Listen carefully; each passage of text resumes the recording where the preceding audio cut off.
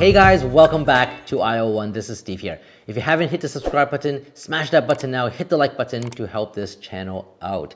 As part of the Build a PC series, I'm going to be building today in the ASRock Desk Mini X300.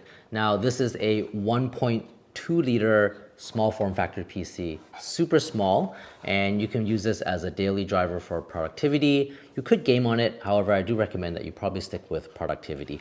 Now, we're going to be pairing it up with a AMD 5600G, a 1 terabyte Western Digital SSD, as well as 32 gigabytes of DDR4 RAM.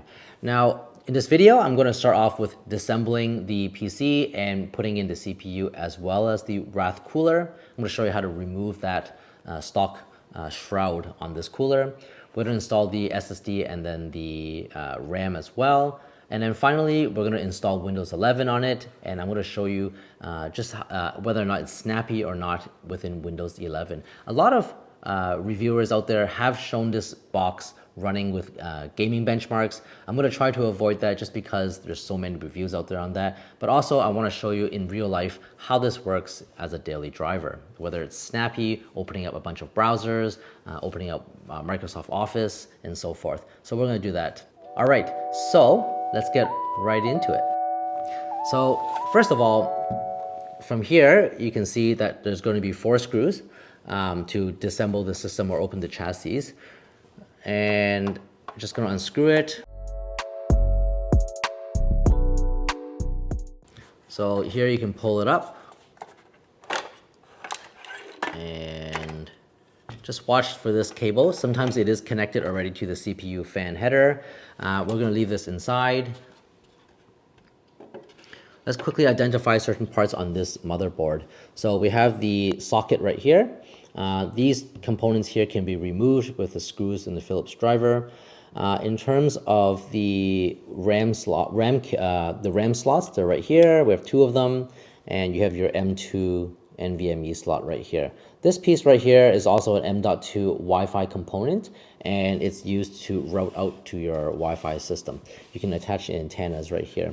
Important to note is that your CPU fan is right here, and also the front header of the chassis is right here as well. So make sure that the piece inside here will go into your front USB header, and then the fan will be routed into the CPU fan number 1. Okay, so this is the board. You can remove the back chassis here and access the back panel, which allows you to access the M.2 NVMe secondary drive, as well as the back plate if you want to install a customized cooler. Okay, so let's start off by installing the 5600G. So I'm going to put this aside. Just take it out of the box.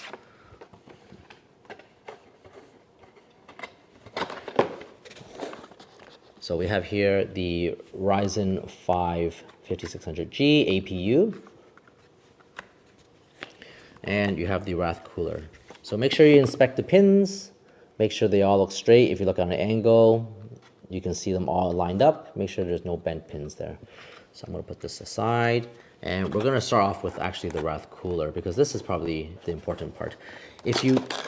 So the Wrath cooler is a pretty good cooler. It's not that loud compared to the stock cooler that comes with the ASRock X300.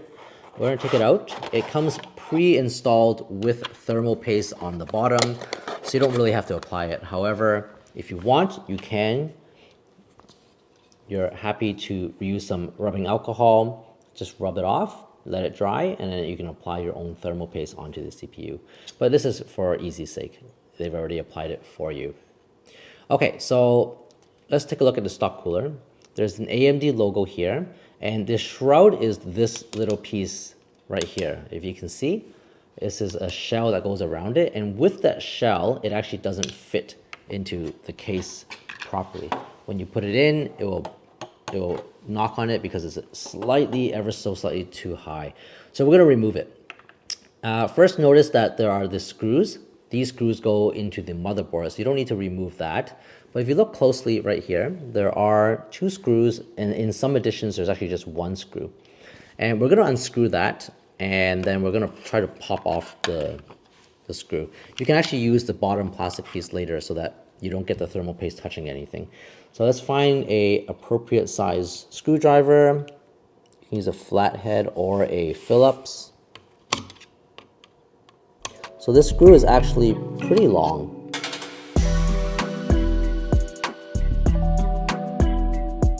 Screws, and we'll just put them aside because we don't really need them anymore. Okay, so now we got to get the shroud off. So there are small little clips. There's 4 of them. I think they're under these pieces. 1, 2, 3, and 4. But basically what we're going to do is we're going to put this back into the shell, and we're going to hold this and just kind of unclip one of them. There. So, and it pops off. So if you look carefully, you can see the 4 clips, 1, 2, 3, and 4.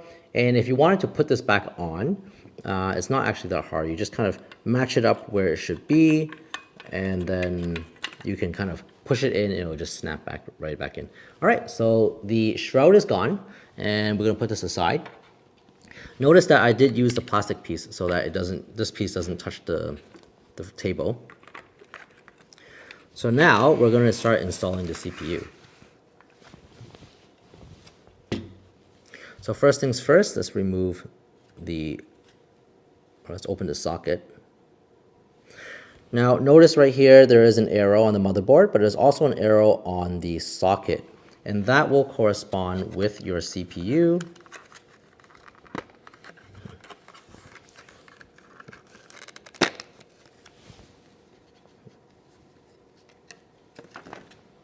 So there's your CPU. Do be careful, the pins are very fragile. If you look on an angle, you can see that they're all straight. And on the CPU, there is a arrow right there in the corner. So that matches up right there. You just kind of drop it in.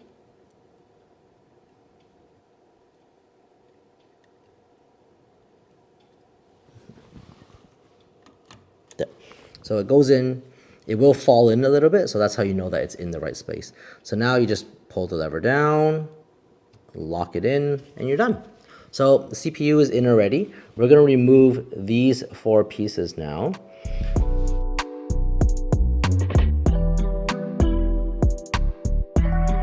Okay, so now we have the back panel attached to the back, and these screws now eventually will line up with the screws on your heatsink. Okay, so let's install it. Now I mentioned earlier that you do want to get it so that the cable will eventually go here. If you put it this orientation, it's a bit long, there's a lot of slack. So I'm gonna rotate it so that it's gonna reach like this. Okay, so that should be pretty good. I think that would fit. Okay, so let's unplug this so that I know that that's the correct orientation. And basically we're gonna put this right on top, try to line up the holes as best as you can. There, so it lies flat. And then we're gonna get our screwdriver and just go diagonally until everything is nice and tight. So once it becomes tight, you can't actually turn it anymore. So that's how you know when you've installed it all the way.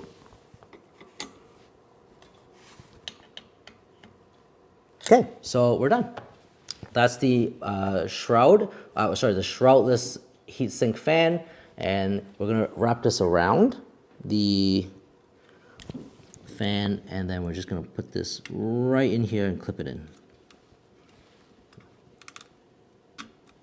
Okay, so done. Next, we're going to use the RAM kit. We're going to install it in here. The orientation of it actually is the orientation asymmetric. So this one's longer than this piece. So if we just match it up here, you can see that this side is the longer side. So we're going to put this one in here. Make sure you open up the clips and then you put it in. And then just push it until it snaps back in. Well, there we go. Same with this one here.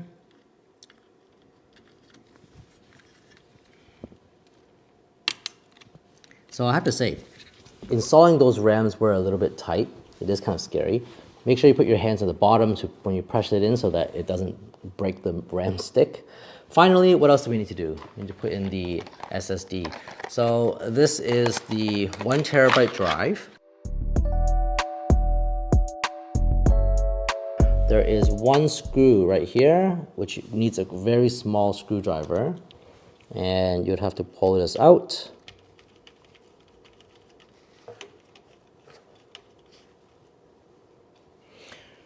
And it should match up with the notch right here. So the side with the label is facing up. You put it into your slot at a 45-degree angle, push it in, and this is perfectly fine. Now we're going to push down, and then we're going to attach the screw back on.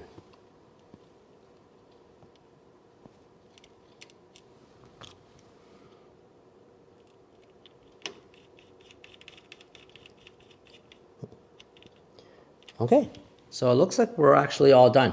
We've got our CPU in there, we've got the RAM, and we got the SSD.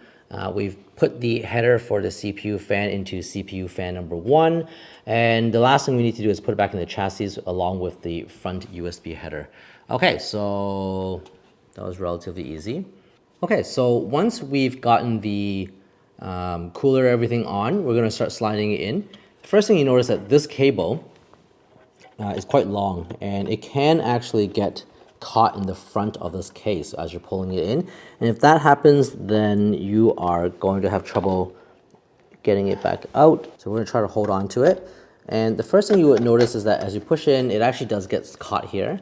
You do have to lift this up a little bit so that it will slide in. There is a metal piece on both sides of this chassis, which will also need to be lifted slightly higher, okay? So the first thing we're going to do is actually make sure that this wire does not get stuck.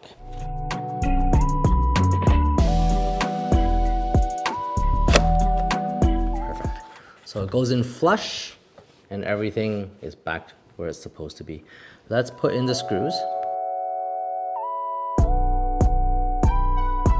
All right, so everything is done. It's put in here, and we're going to install Windows 11 next, and I'm going to show you the responsiveness inside the Windows operating system. So now we're going to do the Windows 11 test with the ASRock X300 Desk Mini. I'm going to be turning it on. You can take a look at how long it takes to load up the system. This is Windows 11 installed. I've already installed all the updates up to this date. It's actually pretty quick. I've checked it out. It doesn't have a splash screen, and there's no login for this computer. So it's quite quick. We're already in, and this was not started up from hibernation or sleep. Let's turn on some Chrome tabs. So let's take a look. And let's maybe make some extra tabs. Let's go to YouTube.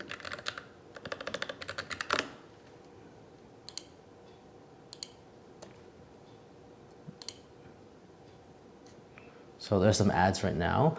In the meantime, let's go over to a new desktop and start something like LibreOffice. So this is LibreOffice, and it loads up very quickly. Okay, so no issues there. And then let's do another desktop, and let's do some maybe PDFs. So this is a PDF. So that was very quick, extremely fast loading. It's very good, no lag. And then let's go back to our YouTube. So let's skip this. Yeah, that's pretty good. It runs very quick. There's no stuttering at all. Okay, and then let's go back to our windows. So I have some videos here that I took when I was on vacation. This is a flamingo in a zoo. So there's no stuttering here. This is using the Windows Movie Player, and I don't see any issues with that. So let's close that, and then there's a panda here. So this one's pretty cool as well.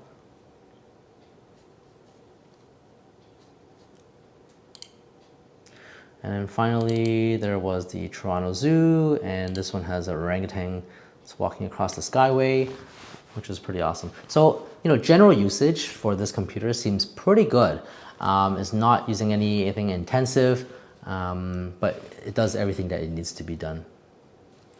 So I think that's pretty cool. What I did notice was that if I was not using the Windows Player and I use the Pot Player, which I often use because it's lightweight, I have a little bit of difficulty actually.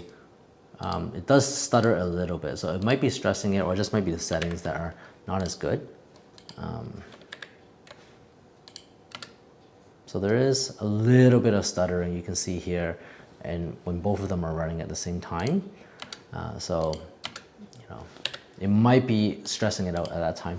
Okay, so I hope you liked that video and you get kind of a good sense of how fast this thing boots up and how it feels to kind of go through the operating system and using different applications. If you like this video, hit the like button, hit the subscribe button. See you around. See you next time.